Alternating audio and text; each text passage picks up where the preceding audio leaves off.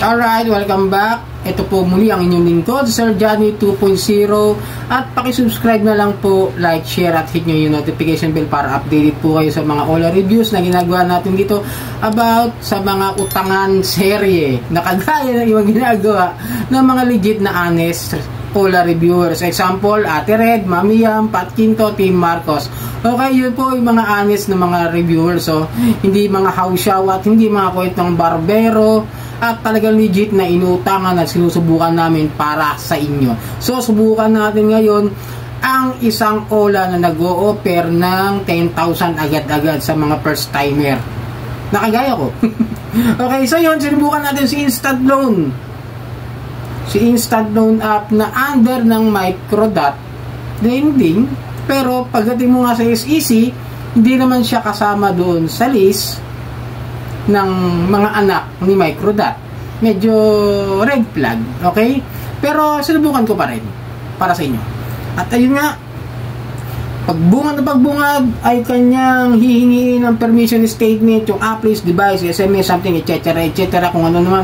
Confirm lang natin. And then, pag kinonfirm natin, maghihingi ulit siya ng read your SMS and call logs. We collect all SMS and call logs information, but only by monitoring financial SMS to determine your financial situation and confirm that the SIM card used to receive the voice verification code is in the device to reduce credit risk. Okay? Parang, ewan, pero kung totoo ba yung sinasabi nila na para lang i-evaluate yung mga nakukuha nilang informasyon doon sa ating mga text messages, yun lang daw, pero I have a doubt. Okay? Di confirm natin, diretso tayo, privacy agreement sa kanilang privacy policy, confirm, and then papasok tayo sa personal information. Siyempre, bibigay natin yung ating province of residence, city of residence, residential, postcode, educational level, marital status, then continue. Then another yan, mga ganyan-ganyan, yung name of children, living conditions, kung nangungupahan ka o may sarili kang bahay, then the work information. Siyempre ako, empleyado ako, tapos kung ilang taon na at kung magkano yung sinasabi sa loob ng isang buwan. And then the emergency contact, ang kagandahan lang dito is tatlo lang. Tatlong emergency contact lang, unlike do sa iba na maabot ng 5. Di ba? Yung nga lang, medyo ano lang siya, no? Yung manual yung gagawin, hindi katulad iba na pag pinindot mo yung contacts, automatic papasok. Manual ang gagawin mo, pupunta ka pa sa contacts mo, then babalik ka na naman sa contact, di ba? Ganun. Medyo nakakano lang. Dagdag trabaho. Then, the credit standing. Sinabi ko na lang na no.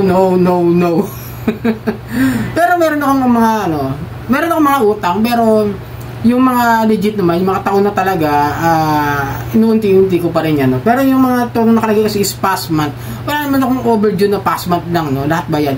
At yung may utang man ako ngayon, wala naman siyang, hindi naman siya, wala naman siyang registered sa online lending platform ng SEC. Kaya hindi ko na sinabi, kanilagay na lang puro mga no na lang po yun. Pero kung makikita nyo may yes, yun yung uno ko sagot. And then, the ID information. Siyempre, the UMIT ID.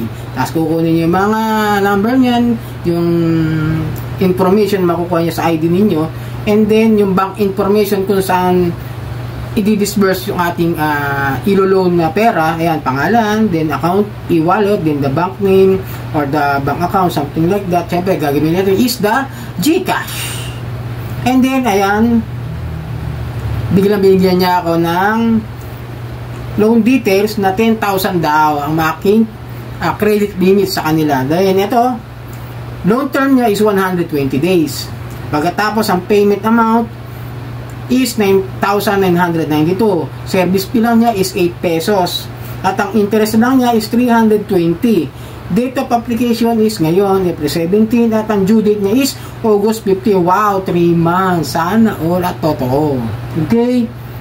Ano naman yun, repayment plan sa baba, nakalagay lahat dito. Yung repayment plan niya is amount due is 3,653 sa baba, diba? Okay, yan. And the principal due is 3,333, tas interest is 320 for 120 days na babayaran. Then confirm, apply, then anyan, successful. Pero hindi binigay ha. Successful pa lang, kumbaga ini-evaluate pa lang, under review. Ayan, pakita ko sa inyo. Under review yung 10,000, long term 120 days, 10,000, then 8 pesos, then 300, then confirm. Okay? Hintay ako mga ilang minuto, no? Siguro mga 15 minutes, something like that. Unlike dun kay Mami Yam na natawa ako, siya Mami Yam, no? Buti ko yun, dahil ako hindi. Nakalagay dito is your qualification does not meet this product. You can apply for other products. A good repayment record will improve your qualification and help you apply for better product. Siguro dahil nasilit na meron nangungulit sa akin na naniningil doon sa aking SMS. Ito talaga may naniningil. Pero yung naniningil na yun is wala talaga sa SEC. Kaya magtataka ako kung bakit hindi nila alam na yung naniningil na yun eh wala namang lisensya or wala namang registered online lending platform. Diba? Siyempre, pagbabasin nila yung text. Pero itong si instant loan, wala rin naman doon sa list ng mga anak ni Microdot. So, medyo red flag. Pero, pagka ganito, no, tandaan nyo, it's too good to be true, nabibigyan kayo ng 10,000 agad. Tandaan nyo, ang pwedeng ibigay nyo is minimum na ang 1,000 or 2,000. At huwag kayong aasa na bibigyan agad kayo ng 10,000. So, sana nakatulong ang video ito. Muli, maglalabing ako sa paki-subscribe po ang aking Sir Johnny 2.0, paki-like na rin, share at hit yung notification bell at lagi po sana kayong updated sa aking mga videos. Maraming po salamat at hanggang sa muli.